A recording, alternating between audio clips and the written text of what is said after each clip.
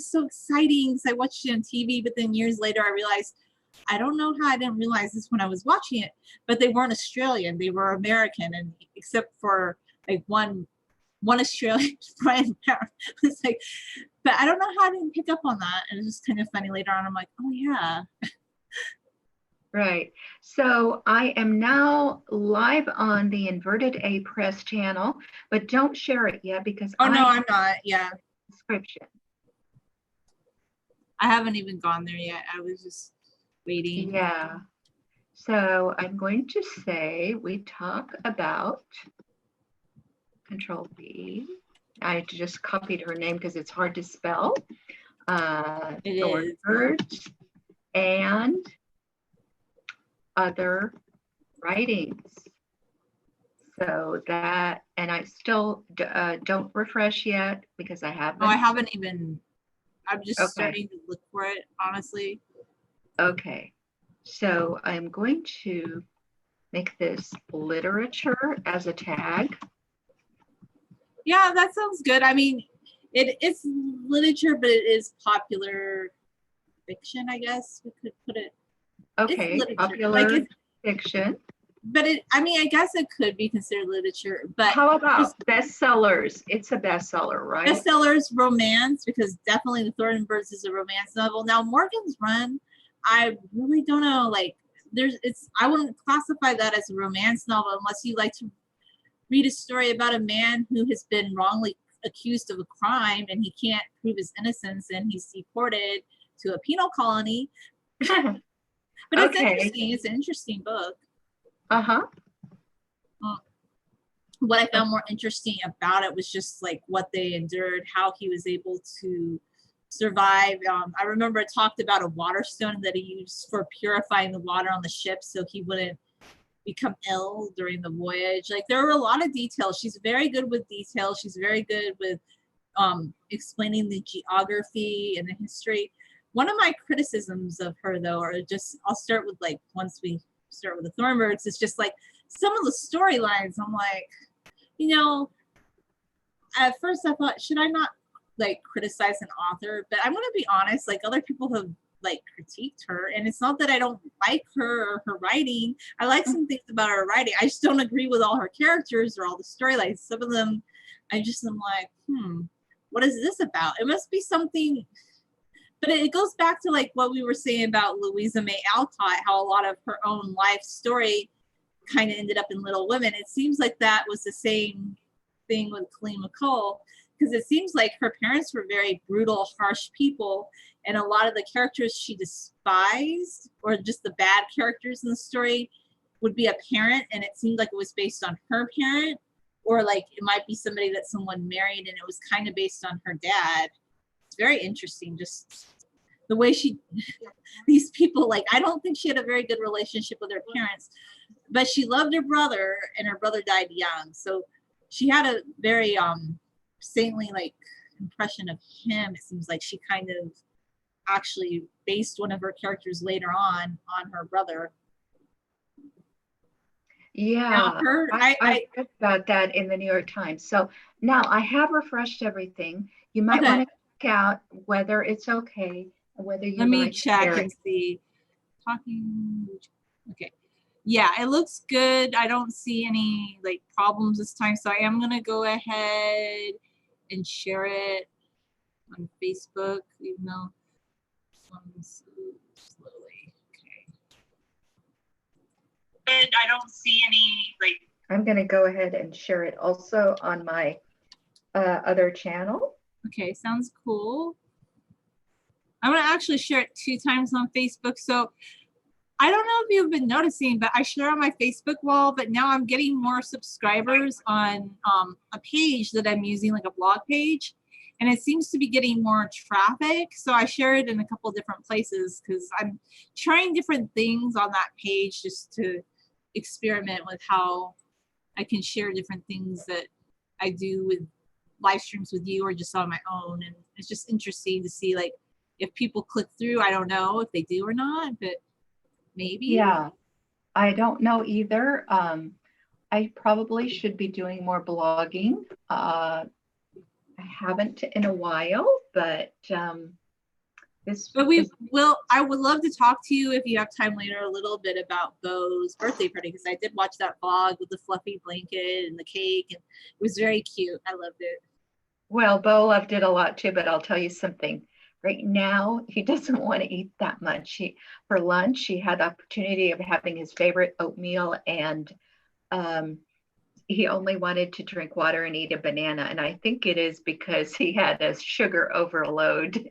Oh yeah, Fanta soda. I was gonna say Fanta soda is pretty sugary, and he ate a cake, so Yeah, it must have been fun though. I'm sure he had a good time.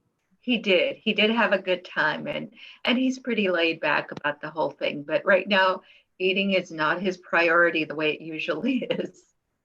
You know, that's interesting that you mentioned that, like things that are just fun to do. Like there are certain things that are just interesting, and then it's not that you would want to do them again or maybe reread this book again. Like, okay, I like Colleen McCullough's writing. She's interesting, but she's not my favorite author. Let me put it this way. I read the Thornburgs when I was really young. I was 17 years old when I read it. So it's not that I don't have any good thoughts about her. It's just there's certain things, like as time went by, I thought things were strange at the time, but now I'm kind of like, I question it more. I'm like, oh, that's interesting. Like that's a very interesting plot, but it was a bestseller. Like her book was a bestseller and people were just reading it and they didn't really question it. Or maybe it's just that she wrote such controversial things. There's are things that I kind of love about her, but things that kind of rub me the wrong way too. Like, well, let me just put it this way. She was kind of a rough person. Like she wasn't dainty. She wasn't social. She would just tell you her opinion. And she was I like that in people. I like people who will do that. Yeah, I like that. I do like that. But let me just put it this way. One time she said something, I guess like a response to a journalist, and it couldn't be published in the paper. We'll just put it that way. Like, okay. So it could go to the other end too. But she's an interesting lady. She was very intelligent. She wanted to be a doctor, but during her studies, she became allergic to the type of soap I was reading in the article that they use for, in surgery. So she changed her plans. She studied neurophysiology, which, I mean, that can't be an easy field to go into. So she did eventually end up in London. And by way of London, she ended up at Yale as a researcher. But she wasn't happy with her life. Like she said, she wanted to do more. She felt that, she wasn't ever going to make a lot of money in that field. So it was interesting. I guess one of her colleagues wrote Love Story. I didn't know that until I read the news article about her yesterday. So this kind of inspired her to write her own novel. And I haven't read this one, but she wrote, I guess her first novel was Tim. And it was about a young man that has a romance with a middle-aged woman. I'm probably not going to read that. I'm not interested, to be honest. But the Thornbirds, I'll tell you why I was interested in the Thornbirds, is you remember that series, right? Yeah, I do, but I wasn't a big fan. I'll just tell you the truth, and I did not read the book. So I'm going by what you tell me. Okay, so yeah, I understand, like, it's not for everybody. Would I watch it nowadays? Like, probably not. But when I was younger, like, I remember my mom watching it when it was first on TV, okay? But I rewatched it in my like mid-teens. I was 15, and I just remember I was doing my homework and I thought, oh, this is so exciting and it's so interesting. And I do like Richard Chamberlain. Like I loved him in Shogun. I thought he was a very good character actor. So that kind of intrigued me. But what I guess I didn't really realize when I was watching the Thornburgs was they weren't in Australia, because nobody has an Australian accent except for Brian Brown. Like they don't even try. They're not even pretending to have Australian accents. But the thing about the series was it made me want to read the book. Like I was really intrigued. I was like, oh, I love this idea of living in Australia, the outback. It just seemed really exciting. So I read the book. But even when I was younger and even now, the whole storyline is just it's very strange. Like it's a very strange storyline. Maggie's been treated horrendously all her life by both her parents. They don't really treat her that well. Like the only generosity like she ever has are from brothers in her life. By the way, this seems to be, or like a son, like this seems to be a continued theme in her life. Was her older half brother was like really the only person that treated her with kindness until she meets Ralph. Ralph Cooper is a priest, and she's 10 years old, and he sees this young girl, And the whole thing is it's kind of problematic in a way, given the recent history with the Catholic Church, that he is smitten with her and he wants to do things for her because like he just thinks she's so wonderful, and she is a very sweet little girl, but you do have to question like the relationship. But I don't think anybody really cares because Maggie, like they treat her kind of like a servant and she just works, and her family doesn't really seem to notice that Ralph favors her very much. But then the storyline gets kind of weird because when she becomes a teenager, she realizes that she's in love with him. And he's like, oh no, you can't love me, I'm a priest. She goes, why not? And it becomes weirder and odder. And by the time she's 17, like she's just full on in love with him, asking him, why can't she leave the priesthood to be with me? Like she's like that smitten with him. And in the movie, it's a little bit different because he just say flash forward to the future. But in the book, there's a few years intervening between when he goes away and when she meets up with him again. But the whole thing is just very strange, like the whole priest woman angle. Like I think Colleen McCullough had a thing for men in the clergy. It seems, because she writes later on, she writes a book about Rome, the Roman Empire. She seems a very obsessed with this topic. And okay, let me ask a question. Yeah. So was she brought up Roman Catholic? Yes, she's, I believe me, I don't know her exact background, but the characters in the book tend to be Irish. So I think that is probably a similar background to her. So yes, okay. She was Catholic growing up. Whether she was Catholic in her adult life, I can't say, but as a young girl, yes. She's very familiar with the Catholic Church. There's a lot of references to Catholicism in the Thornburgs. There's an analogy to the bird that impales itself on the thorn, and it's very macabre, but that's what the whole story is about getting a taste of something that you want and then being denied it. Like the whole story is a little on the darker side, but people love this. Like it's popular romance is what it is, really.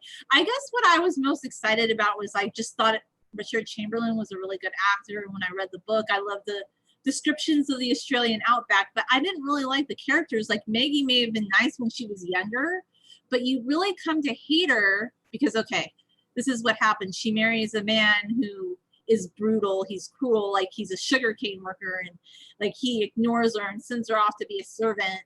And they have like one child together, Justine. She doesn't really like the child, but when she finally has an affair with the priest, like they finally consummate, like she finally breaks him down and he realizes he loves her too, and they have this illicit love affair.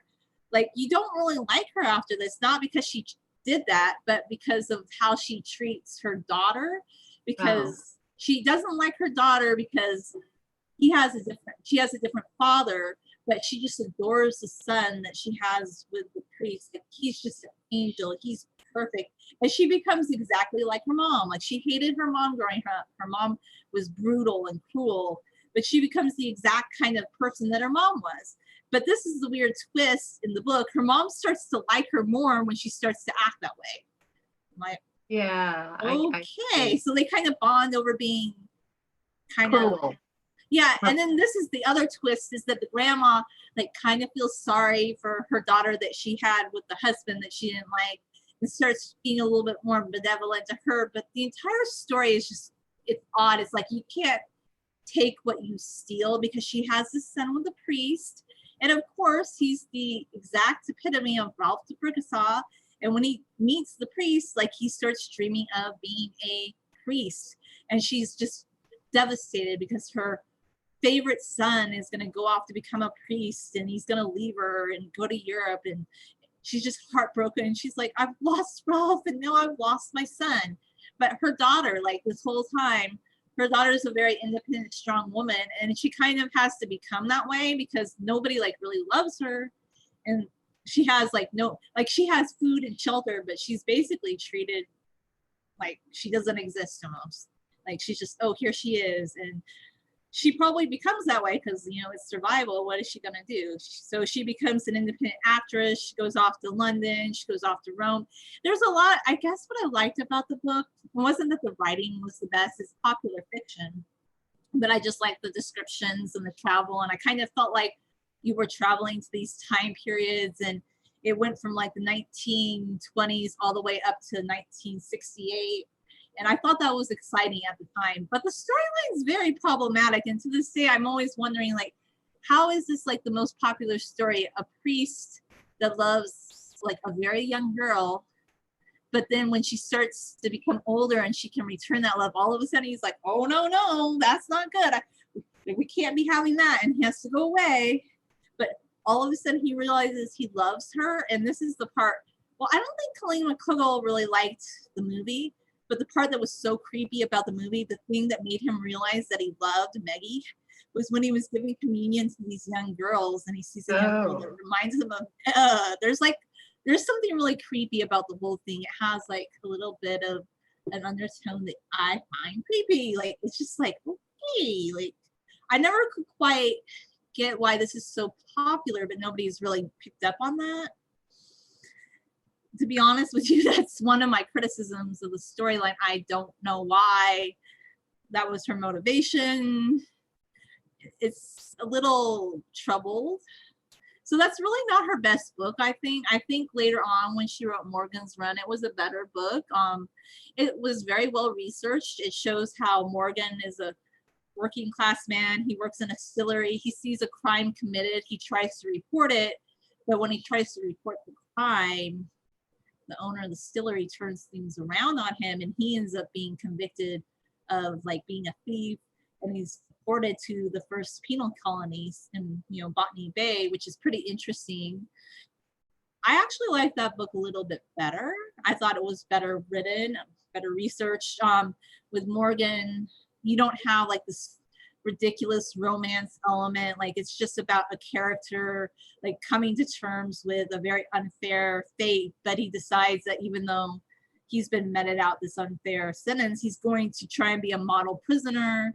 And when eventually they are sent to Norfolk Island, he is eventually freed, and he's a model person. Like, he's a good citizen. He proves, like, he tries to prove through his actions, like, I didn't commit this crime. And over time, I think people begin to realize, yeah, he probably didn't commit the crime, even though he was deported. And it's just interesting. The reason they were deported to Botany Bay was because it was after the American Revolution, and they had to send their convicts somewhere, so they started sending them to Australia. That book was better written, I think, more interesting. Well, that does sound more interesting. The thing about the Thorn birds and why it's popular, I'm not going to say that I know why, but they say it's the same sort of thing as Gone with the Wind, that it's a similar type thing. So Gone with the Wind is, the main character isn't a very nice person, is she? No, definitely not. And so why was Gone with the Wind popular? Because it's a woman that does whatever she wants, and she doesn't really care about societal rules. I think that's kind of the impression I always got of it. Okay, all right. So I think deep down inside, a lot of people who live honest lives, do the right thing and whatever, would actually rather not be that. In other words, their values and what they do are two different things.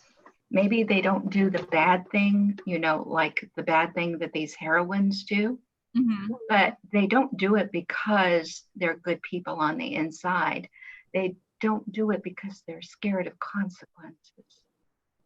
And so when they read these books, I think they identify with the not so nice person, and they wish that they could be as brave or as brazen as the not so nice person. Yeah, that's probably true. Like, through the character, they can do things that in real life they probably wouldn't be willing to do, or capable, or too scared to do, perhaps. Right. I mean, we all write and read about people who are braver than we are. I mean, most of us are not as brave as we would like to be. But there's a difference.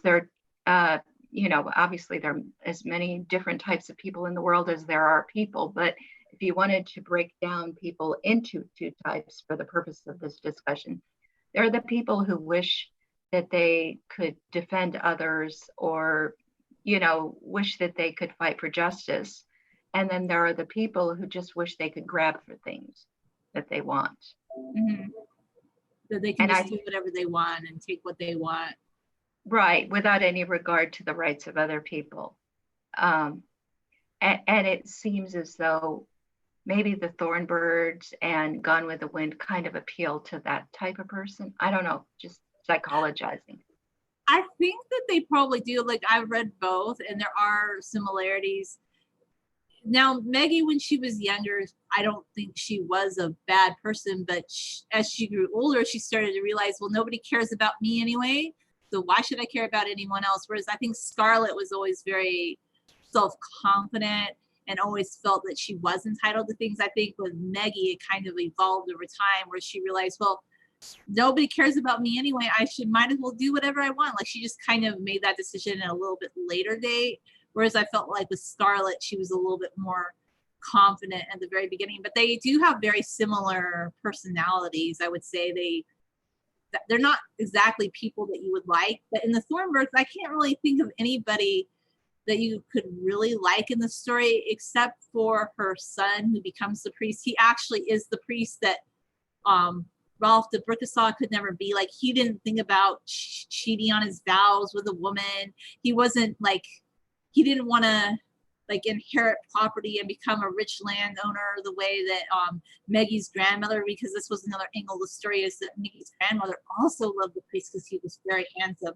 I don't know what it is about handsome priests in this book, but boy, oh boy, like something about a handsome priest that has shut himself away from women and they can't have him and they all want him. But yeah, I do think there is a similarity. There was another book that she wrote that I thought was really kind of interesting because I guess she wanted to stick it to Jane Austen fans. Have you read Pride and Prejudice? I have read Pride and Prejudice, yes.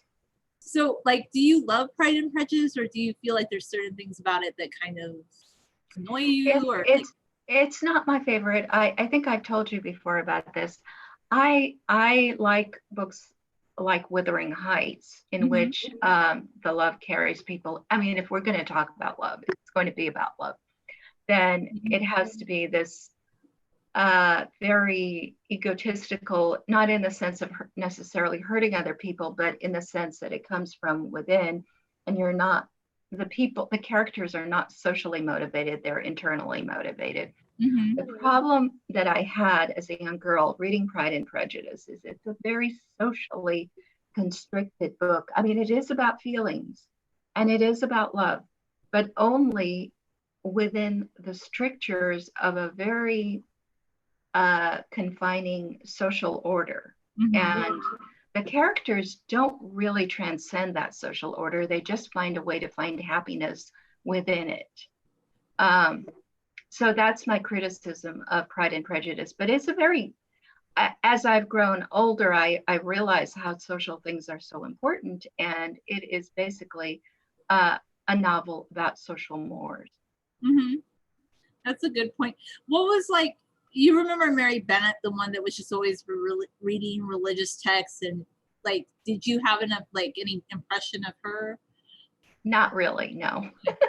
Exactly. So, okay. So when Colleen McCullough, I guess she wanted to kind of stick it to Jane Austen fans, because I mean, there's always been Jane Austen fans, but I guess in the early 2000s, there was like this resurgence of Jane Austen fans, and they were making movies and books about reading Jane Austen. So she kind of just wanted to stick it to them. Like, so it was a marketing ploy, but she also kind of, I guess, had this thing that Mary Bennett was just like overlooked and like just snubbed in the book. So in her sequel, it's about Mary Bennett, and Mary Bennett's now 38. She's an older woman, and she felt like Mary Bennett never got a fair ending. So in this version, Mary Bennett has grown up, and like she's started to read other subjects besides just religious texts, and she's very educated, and she starts saying things that like just horrify her sisters, and she ends up, it goes off on some weird routes. So like she ends up being kidnapped and falling in love in later life and getting married. But it's it's an interesting book. It's an interesting take on Jane Austen that I never would have considered. So if you are a Jane Austen fan, you might be, some people I guess were offended by the book, but it's very Colleen McCullough because she had like this kind of roughness. Like she was very honest, but she wasn't afraid for her female characters to say crass things that would actually make men blush in the story. But that's kind of like what our characters are. Okay, well, that sounds interesting. I can't say that I'm a Jane Austen fan, but I might be interested in reading that anyway. Maybe. I mean, yeah, I guess at the time I read it because I was intrigued because when I was younger, I really was excited by the Thornburgs. But I guess going back to that one, it's interesting what Colleen McCullough thought about the series. So she sold the rights and they turned it into a miniseries, but they were so cheap. Like they didn't want to go to Australia because they were going to have to hire Australian crew. They were going to have to go on location. So Hollywood decided, well, primarily Richard Chamberlain, they decided they wanted to make a sweeping saga, but they wanted to do it in a way that they could have, I guess, creative control to do what they wanted. So they filmed it in California instead, which doesn't really make any sense because that's not Australia, right? Well, look, Julia, when this is fiction, this is Hollywood. Yeah. So if the Ten Commandments wasn't filmed on location, why would you expect the Thornbirds? I guess not, but I felt like in modern times we could. I mean, there are movies that are filmed in Australia. You just are going to spend a little bit more and you might not have as much creative control over it. But apparently Colleen McCullough didn't really care for the Thornbirds. She's called it vomit.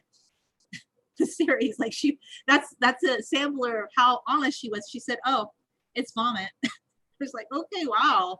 She's very honest, but not like even in a kind of restrained sort of way. So I thought that was kind of interesting. I still find her descriptions of the Australian countryside very fascinating.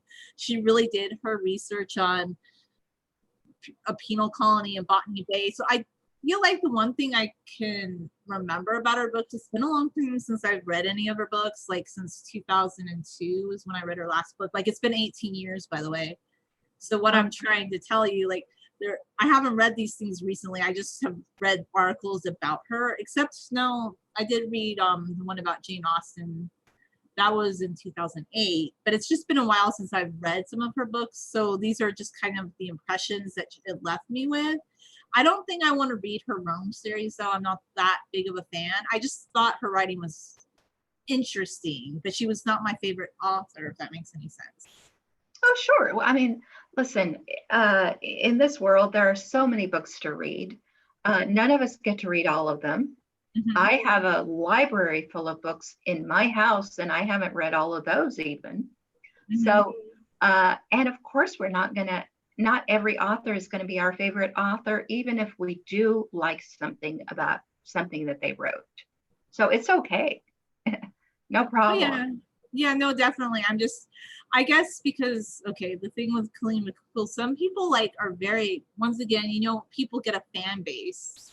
Uh-huh. And there are some people that they'll defend her, even though she had a lot of critics and she was very irreverent towards others. They will defend her tooth and nail if you say anything negative. So I don't know.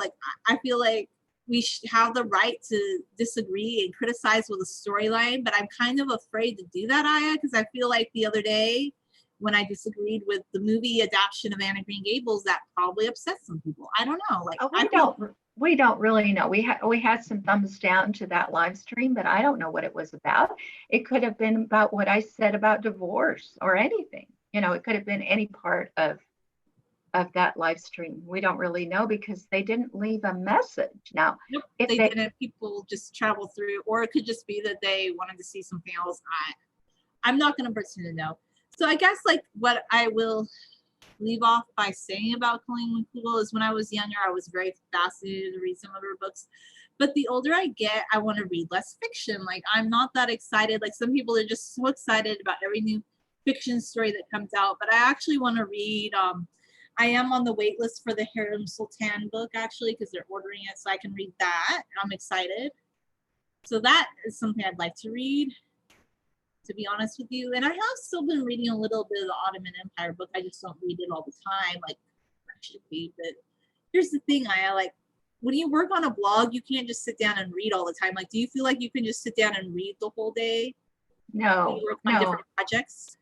no, I take care of Bo, I take care of the dogs and the birds, and I have other responsibilities. And sometimes I find time to paint a little or to tweak something on one of my blogs. And obviously, I don't read all day long. Just can't. No, you can't. And that's another thing I want to bring up about reading. Okay. I like to read books, but if I read a book, I actually want to like remember it and think about it. And I feel like it's become this contest like recently. Well, it's probably been a contest for years, but some people, you know how they say they're going to read X number of books in a year, or they're going to spend X number of hours reading. But I don't really understand what the goal of that is. Like, if you really love reading, okay, that's great, but it seems like it's just a contest to see how much you can read. What are your thoughts on that? I've never participated in a reading contest. When I was growing up, there weren't even those silly things where you get pizza for reading a certain number of books and things like that, which came out when my daughter was in school. And I think those things are negative. They have a negative effect on people's reading, because now they're not reading in order, to enjoy the book. They're reading so they can check it off, so they can get the pizza. So I'm against any kind of incentives of that sort. If you don't enjoy reading, you shouldn't read. If the book isn't interesting, you don't have to finish it. And that's how I look at things. And I'll tell you something else. If I read a book and it doesn't appeal to me at all, I also do not rush off to write a negative review, because here are my thoughts about that. If it wasn't at all intended for somebody like me, then my criticism will not help those people who are looking for a book like that. So if it's just that the genre that it belongs to isn't my genre, I just let it go. I'll go, okay, I made a mistake. I shouldn't have picked that one up. It's me. Now, the books that I do write reviews of are books that I liked in some way, even if I have a criticism, even if I have a strong criticism. It starts out that I found enough good in it to want to share that, and then I wanted to say what I thought could be better. And that's how I criticize books. I actually really like that. And thank you for bringing up like the thing about winning prize for just reading X number of books, because I feel like with adults, even though they don't read a prize, I feel like they're doing the same thing on Goodreads or something. They're like, I have this list of books I read, and I feel like I kind of started doing that too a while back, and I didn't really know why. And after a while, I asked myself, like, why am I doing this? Like, I don't think anybody cares that I'm listing all these books I read. I really don't. And I didn't really feel like reviewing every single book, so I haven't really done as many reviews there in the last few years, because I was like, I started to think like, what was the point of this? Like, I don't know. Right. No, we should do, we only have so many days in a year, so many hours in a day, and our lifetime is limited. We should do what makes us feel good and what we think is helpful to us. And we shouldn't try to make impressions on other people based on what books we have or have not read. Exactly. And then I guess like, okay, I don't want to deviate, but this is just something I just want to mention, like, okay, some people think like if you're not reading a book every day, or you're not like spending hours just sitting there reading, that you don't like to read, but that's not true. Because like you said, like, you should read because you want to read a certain book and you're somehow pulled into that storyline, or you want to learn more about something. So I don't think it matters like how fast you read the book. I think it matters like what you retain from the book or what you get from it. To me, am I totally wrong? No, of course, that is what it's about. There's no speed test for reading. There should not be. And it's all about what you get out of the book. Now, it is true, as we get older, we get a little bit more jaded. So when we're very young, we think, oh, we'll see the world through books. And so you could read a lot of adventure stories and things like that, and just be reading it because you don't know anything about Istanbul, for instance, or someplace like that. Yeah, And you yeah. would like, but later on, as we get older, even if it is about a place we're interested in, we get a little more jaded, and we expect more from the characters. I would expect it to be a little bit deeper. At least I do. Oh yeah, no, definitely. I think that's kind of why I've switched over to. Well, I was always a history buff, history major, but now I kind of just want to read historical texts anyway. Like I rarely just read a novel anymore. Like what was the last novel I read? The Alice Network. And it disappointed me in a way because everybody spoke so highly of it. And at first I kind of wanted to feel good about it. But do you know what it really bothered me about it? No. Was that there was a pretend like spy that they have to always have this fictional spy character. Like, okay, I get it. It's historical fiction, but I don't want to be all like getting down on it. But every time it's historical fiction, you have these certain characters that are actually the historical characters. And I just always thought, could it not be historical fiction and based on one of those characters, like real people in real life, as opposed to making this new fictional character so they could have this love triangle storyline? I don't know. So I just was like, I'm kind of done like reading fiction for a while because it kind of left me feeling very unsatisfied. And then I really hated what happened to this female spy, how she had a lover in the love triangle, and he was a double, like he was basically he sold out to the Germans, and what he decided to do to her to sell her so he could maintain that, oh, he had been duped by a spy, but no, he wouldn't want to lose his standing. And it's just disgusting. And maybe things like that really happened, but I don't feel like it had to be described in that kind of detail in a novel. It was just, I was very turned off, and I'm like, I can read actual historical events. These things may have happened, but I don't want to read fictional accounts of things like that, I suppose. Well, how do you feel about my Theodosia and the Pirates? Because I've gotten a lot of criticism on that one. That's different though. I actually like Theodosia and the Pirates because it's based on a real person. What I'm telling you is like, I like that sort of thing. Like it's based on a real person. Like I don't have a criticism of that. What I kind of get tired is when they make a whole new character. That's my thing. Actually, to be honest with you, I don't know why people are criticizing what could have happened to Theodosia. To me, that doesn't make any sense. Like I liked how you used the historical research to show this could have happened. You know? Right. I used all historical characters, but we don't know if they ever met, you know, and but a lot of people were very upset about this. I think in that case it's because people have a very saintly version of Theodosia Burr. I think they want to believe that she died at sea and she was like a martyr, and people like to martyr someone. And this will be my criticism of them, is like, maybe they need to just let that go. Maybe they don't know what happened to her either, so they shouldn't be so like offended by somebody's interpretation, which I thought was a very good character. I thought she was a great character in that story. I had no problems with it. Yeah. Well, see, I worked in a lot of things that were real, including the fact that Theodosia's husband did have a weird encounter with the British when he was governor, and I don't think he handled it very well at all. And the situation being that there was a rebellion against him. The militia rebelled against him because I guess he didn't have the leadership qualities.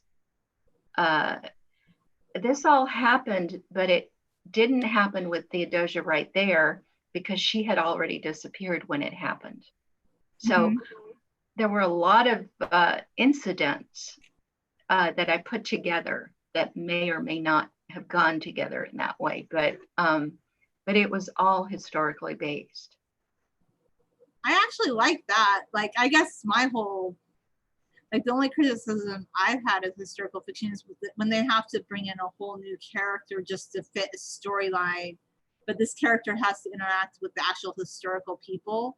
And, you know, I actually do like some of the Lisa C books, but that's actually something that comes up in her books a lot that kind of frustrates me because then they'll say, well, this was really the historical person, but they had to create that character. And I sometimes wonder, well, why didn't she just write the story about that historical person as opposed to having this new character join in? I don't know.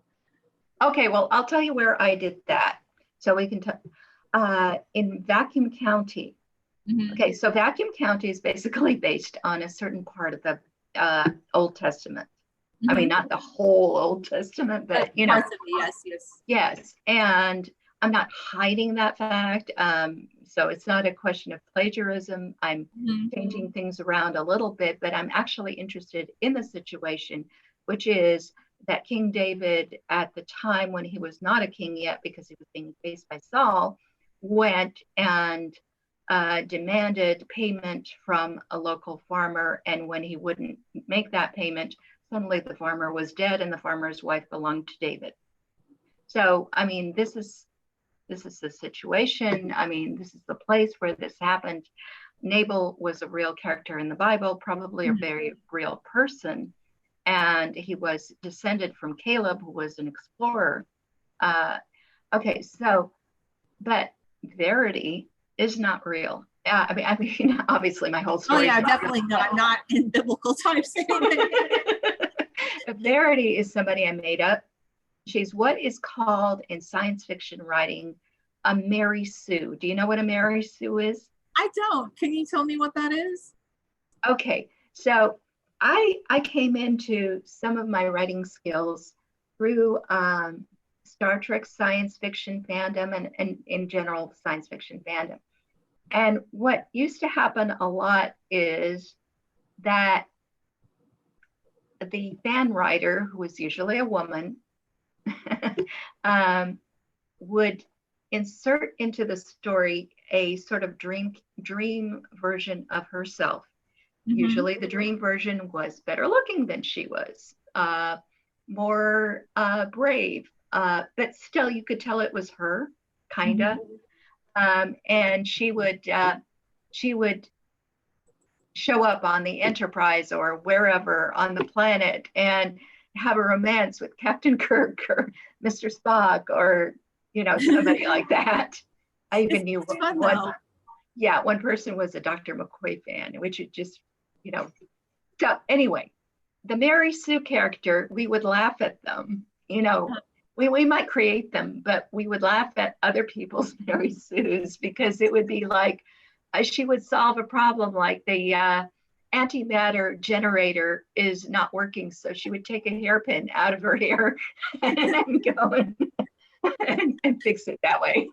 That's kind of, she would fix things in that universe and be really wonderful with what she had from our universe, but it was completely unrealistic. Okay.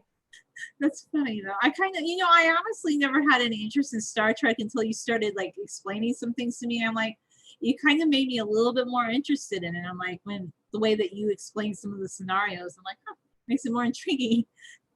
Right. So Verity is a person from our time who is kind of going into that universe. She doesn't, she gets trapped there and she doesn't know how she got there. And so my purpose in making her the Mary Sue was that I thought maybe it would be hard for a modern day reader to identify with any of the characters in Vacuum County unless they had sort of an outsider through Verity's eyes. They could see these people and get to know them slowly. And there would be at least one person who shares more of the background and the values of the ordinary reader of today. That was the purpose of it. Maybe you need to relaunch Vacuum County because there's also the angle that her parents were, they had some sort of diplomatic role in Moscow. Yes, yeah, that's true. But that angle is not really important. The reason I did that. No, it's not important, definitely. I was just thinking like to get interest, that's it. Yeah, no, the reason I did that was, first of all, I wanted her to be well-traveled. Secondly, I wanted it to be hard for her to just call her parents and ask for help. And so they were far away and that's she couldn't be rescued. So it kind of reads like sci-fi in a way, even though it's not like in a futuristic time and place. Like, Macon County does have science fiction elements to it, correct? Well, it's not a science fiction story, but it is sort of an alternate historical story.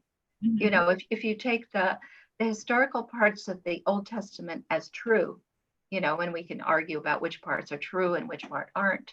But if you take King David to be true, a real person, then Mm-hmm. Nabal also has to be a real person. And Abigail really has to be a real person. Yeah. And Saul is a real person. Yeah, and, definitely. Yeah. And Saul's daughter and son are real people, and the other son. So once you accept those as real, then you realize that I kind of put them through. It's not just that I put them in the 20th century. It was toward the end of the 20th century that I put them, but it's not just that I reset it to Texas, but it's also that I allowed Verity to change the outcome, because Nabal died in the Old Testament, but I saved him and I made Abigail die instead. That's pretty. Because I thought she was an unfaithful wife. Yeah.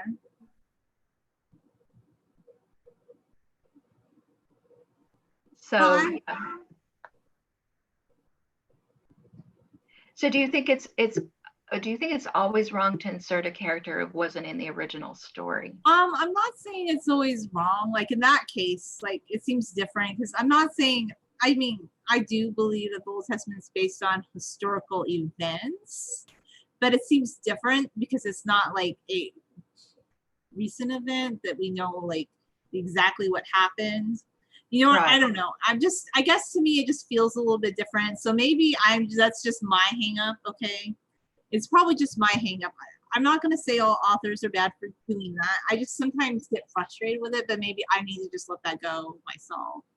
Yeah. Well, when I am doing really historical fiction that isn't so much alternate universe, although Pam Keyes thought that my Theodosia and the Pirates was an alternate universe kind of thing. That's kind of how she accepted it. Because she, in her heart, you know, she knows exactly who Jean Lafitte was with. There were several women that we know that he was with, and so on and so forth. So when I have him being really faithful to Theodosia, then that might be a little bit, it might impinge on the real universe in that sense. But in others, I did try to remain faithful to it, because it wasn't just Jean Lafitte was there. Pierre, Jean's brother, was there. Pierre's wife, I would say, but you know, not exactly his wife, because there were miscegenation laws. So she was his wife under Plaçage. All of those people, I tried to keep them who they were, what their relationship was, and to infer what their character might have been like. I mean, I thought it was an interesting story. I didn't have the hang-ups with it that other people had, but I guess some people seem very invested in who they think Theodosia Burr is supposed to be. I don't really get it. It kind of frightens me a little bit, actually, to be honest. I don't know. I thought it was a good story. I liked how you used the historical record to create an alternate version of what might have happened. So I didn't have these hang-ups that other people have about it. Okay. But I don't tend to get cultish about anyone. I think there's a bit of a cult of personality going on with who people think Theodosia Burr is supposed to be. That's kind of my critique of their critique, to be fair with, just to be honest. Okay. All right. Well, I mean, there were other people who thought it was weird that Jean Lafitte said that he was an alchemist, but that's what it said in the, it said in his journal that he learned alchemy from his grandmother, and that his grandfather had been an alchemist. So maybe people didn't read his journal. I don't know. But his journal's up for dispute too, so I don't know. It could be that he didn't even mean anything crazy like magic, so much as he thought that he knew a little bit about chemistry, because he did in fact know how to make gunpowder. And he's pretty good at that. And he did help with the battle, win the battle of New Orleans. So without him, we couldn't have been able to do that. Right. Yeah.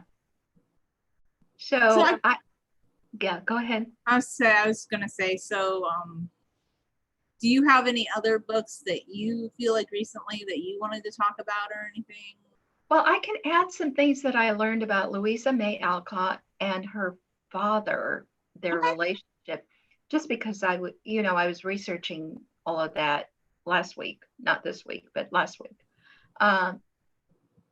So did you know that Bronson Alcott sort of experimented on his children, not in terms of physically experimented, but he had psychological experiments that he tried on his kids when they were little. Really? Oh, okay. That's strange. Yeah, so apparently he wanted to retry the Garden of Eden scenario because he believed that children were innocent and that they were angels. And they were poor and there was not a lot to eat. And between meals, there were no snacks. And so he came up to his two eldest daughters.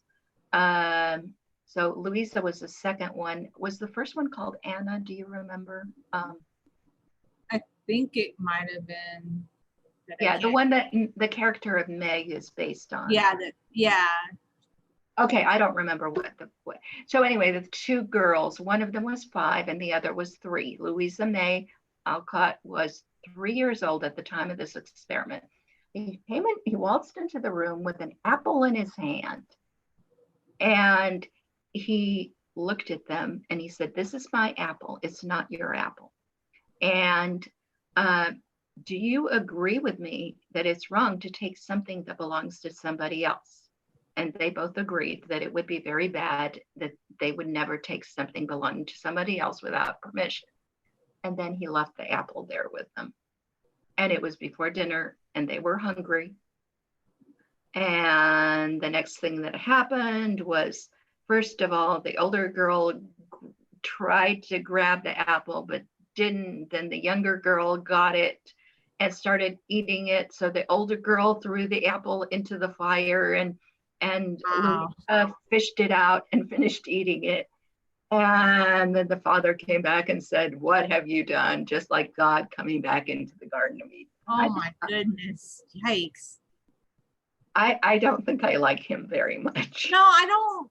I'm going to be honest with you. Like, the more I hear about him, he's pretty odd. Like, he barely ate anything, which is fine if you want to do that. But then he kind of had these weird psychology games on his children. And it sounds like they may have been a little malnourished, like, from what I've heard, like, later on when they were adults. Yeah, like, finally getting to eat what they wanted to eat. Like, I think he, like, purposely, because he didn't want to have a job. Like, just to be honest with you, like, he wanted to be an intellectual, but he imposed a lot of that on his kids and was like, well, you have to, I don't know. Like, there were just certain things about him that I don't really like the more I hear about him. Yeah, and the other really weird thing that I heard, I should probably give my source.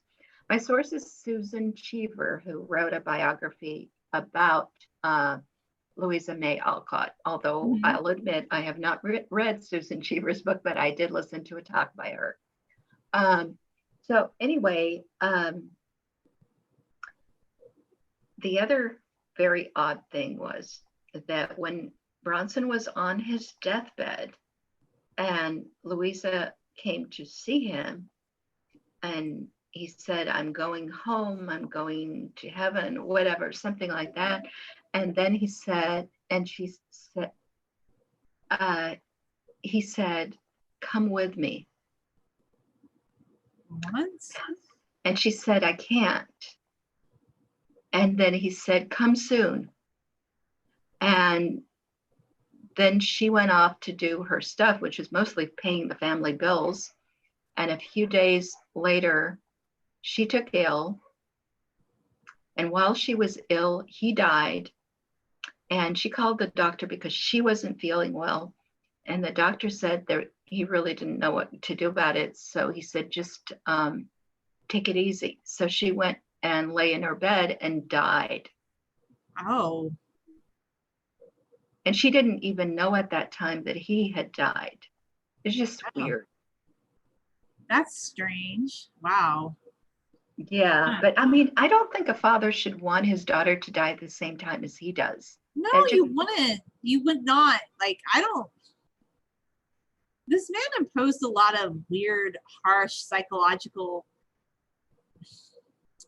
I don't know. He's a very strange person. But why have kids if you're gonna treat them that way? Maybe you should have just been celibate or something like the other people in your comment. I don't know. like, Honestly, I'm not gonna say that being curious about how the minds of children work is wrong. It's okay to be curious, and I'll have to admit that everybody in my family, in a way, experimented on their children, but not like this. Not by setting up the Garden of Eden or anything like that. Not by entrapping. What I don't like about that story about the apple is it was entrapment. It's clearly entrapment. Um, but let's see what my grandparents did. My grandparents engaged in a linguistic experiment. They revived Hebrew and they spoke to my father only in Hebrew. So in a way, you could say, well, should you do that? Is that an experiment? I mean, well, it worked. that's not.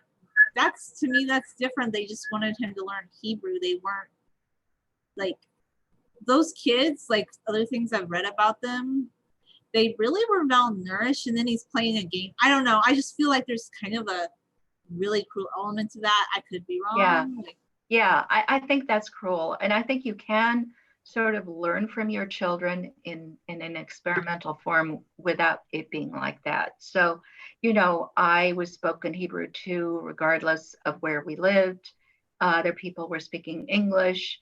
That might have seemed odd to a lot of people, but it's just how it was. it seems And normal to me. I don't know. Like to me, it's not weird though because like I don't know. My grandpa he spoke Arabic until he went to kindergarten, and he didn't know any English. And the way he learned English was when he went to school. Like, so I don't know. Like other, I guess if you've had an immigrant person in your family, it's not weird to you, but to people who didn't have that experience, maybe it's weird to them. I don't know. Or just if you want to learn a different language, what if you want to teach your kids French?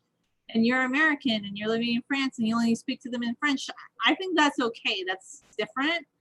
But where I draw the line is if you're kind of malnourishing your kids and then playing psychological experiments with them, yeah. that's just kind of. But I guess I'll leave it at that because a lot of Yeah, people really like yeah. them. I didn't like that. It's not because he was trying to learn how their minds work, but because it was entrapment and he was just setting them up to fail. Really, that's what I think.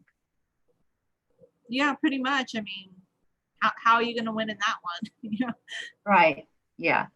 So anyway, I guess a lot of authors, when you come right down to it, a lot of successful authors had really bizarre childhoods, don't you think? So Yeah, I would say a lot of authors have really weird childhoods. Louisa May Alcott had kind of an abusive childhood. Who knew? Like, I didn't know that. But when you start looking at it, you're like, yeah, her father was. He might have not beat her, but maybe this was worse. I don't know. Like, I don't want to say for sure, but yeah, he was also fired from a school where he was a teacher for caressing the children, especially the girls.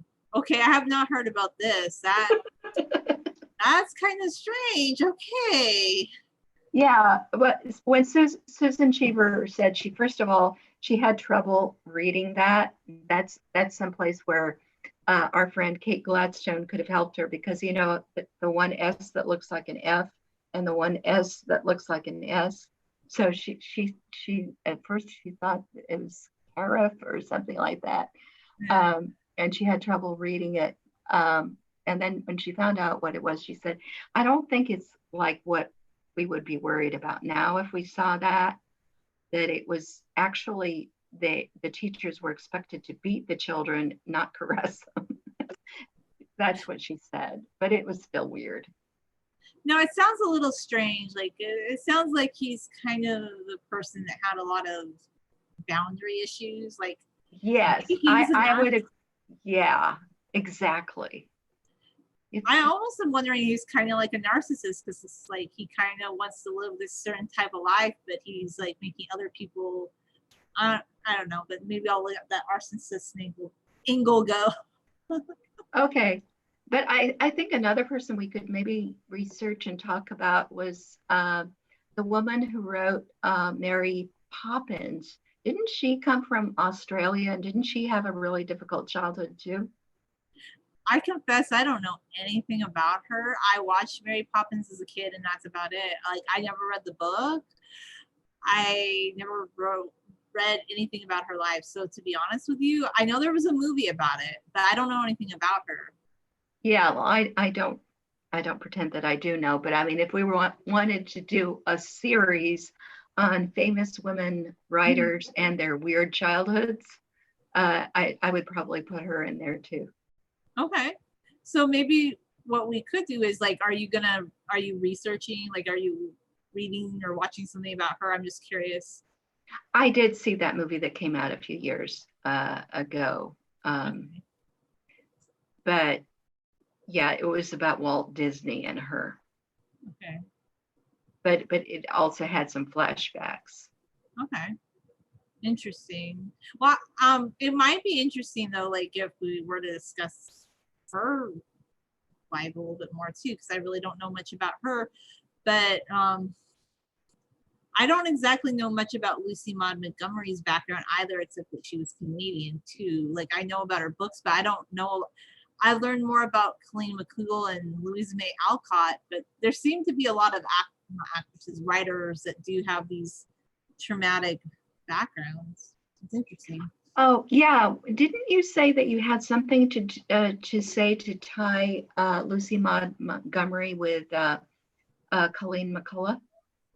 Oh yes, okay. So Lucy Maud Montgomery wrote a book called Blue Castle. It was her only adult novel, like about an older woman who is kind of homely looking that finally finds love. Like I haven't read this book, okay, but what I did read was The Ladies of Miscellany, which Colleen McCullough had written in the 1980s, and I read that one, and it was interesting. It's romancy again, but it's a little less unsavory than the Thornburgs because everybody, I don't know, like I never really could get past that whole priest, young girl story. Like, that always kind of bothered me. So this was a little bit better because it's about a woman. She's an older woman. She's like 34 and she thinks, oh my gosh, she's going to die. But she goes to the doctor and the doctor says, you're not going to die. You just need to get married because this is like in the late 1800s, I think, and have your own life because you're living with your mom and your aunts and you just need to go off and have your own life. So the story is kind of strange. She basically throws herself upon this older man whose wife had passed away. She comes down to his house and he's like, I'm going to return you home now. And she's like, okay.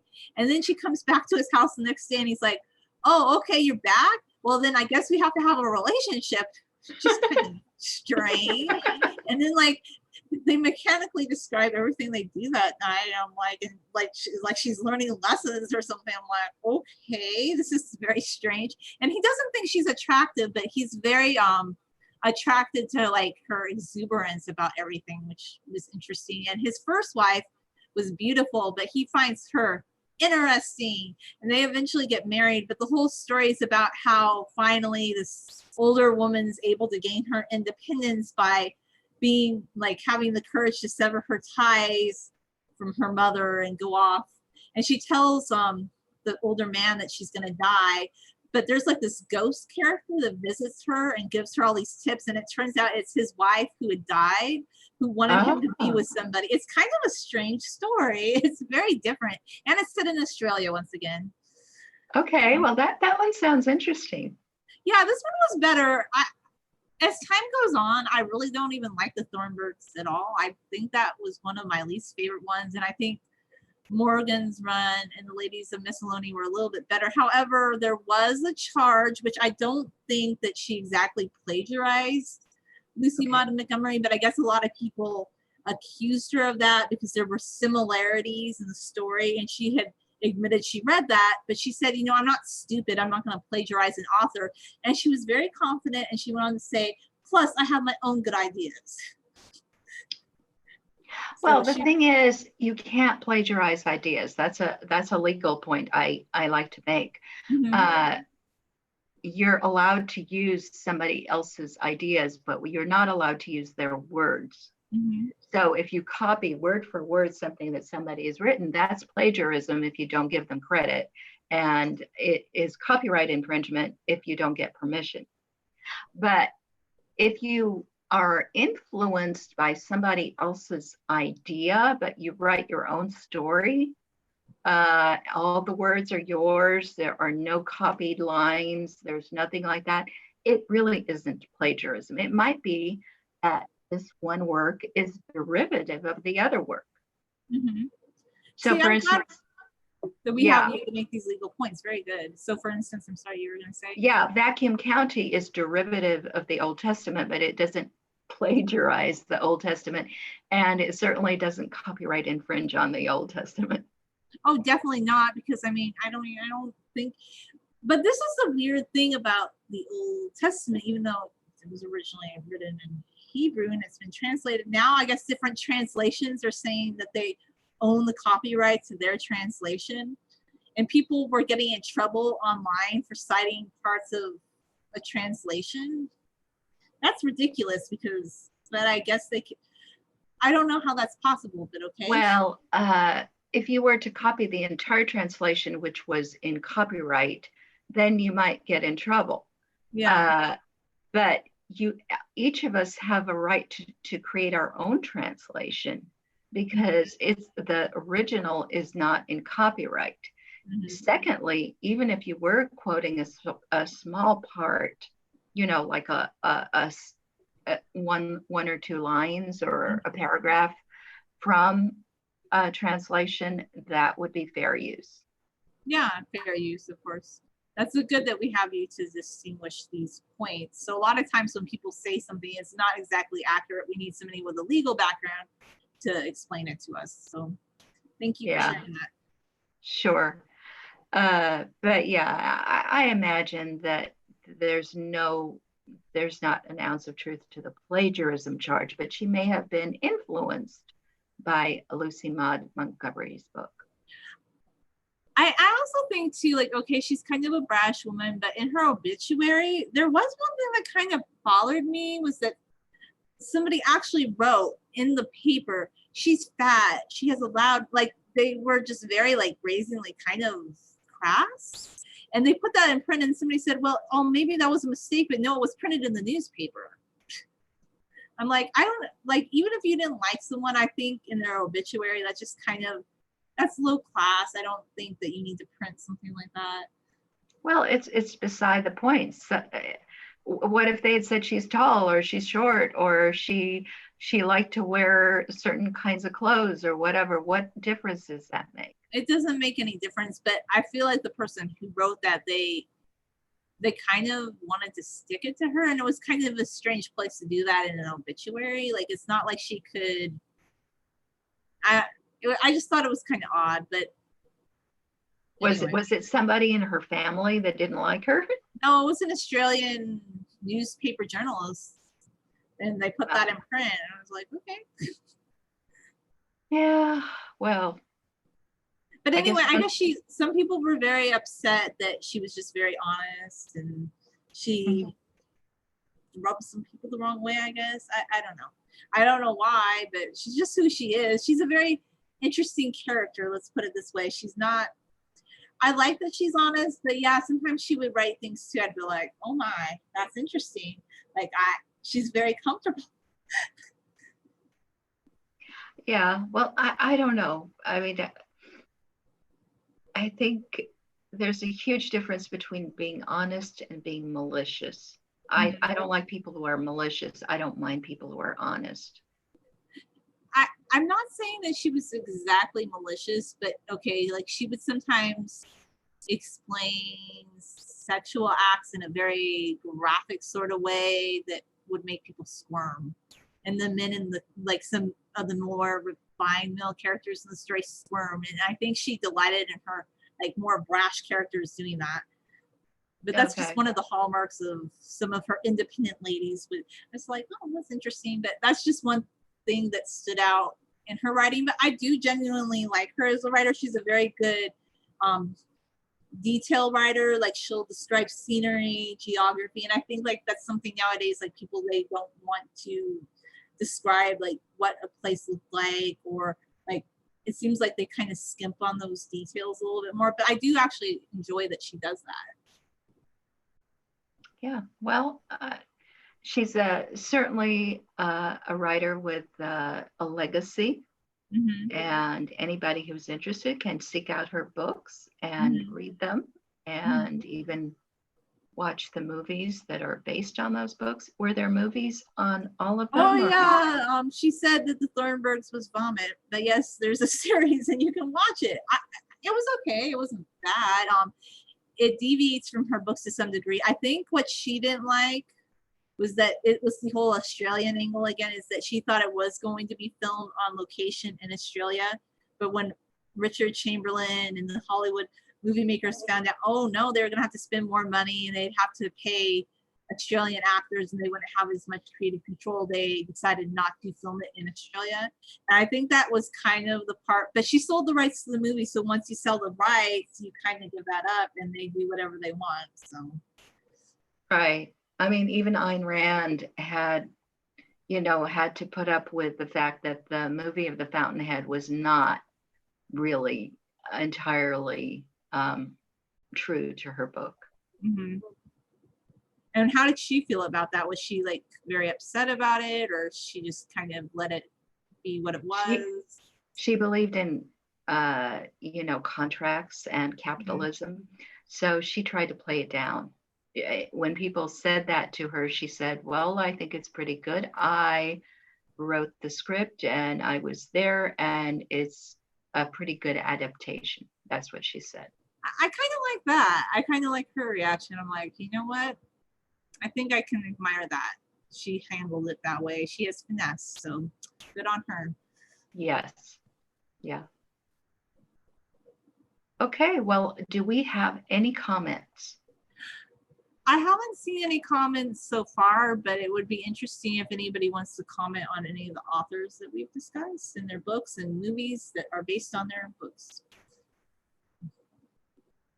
Okay, well, I think we'll just have to wait until after we are done. We might receive some comments. Okay, sure. So thanks for telling me all about the Thornbirds and the other books by that author. Yeah, it was interesting, like kind of reminiscing about it. I don't think I would read them again at this point in my life, but when I was younger, it was kind of something that just like intrigued me. So I'll leave it at that. But thanks, and you have a nice day, Aya. You too, Julia. And maybe next time we will talk about the author of Mary Poppins.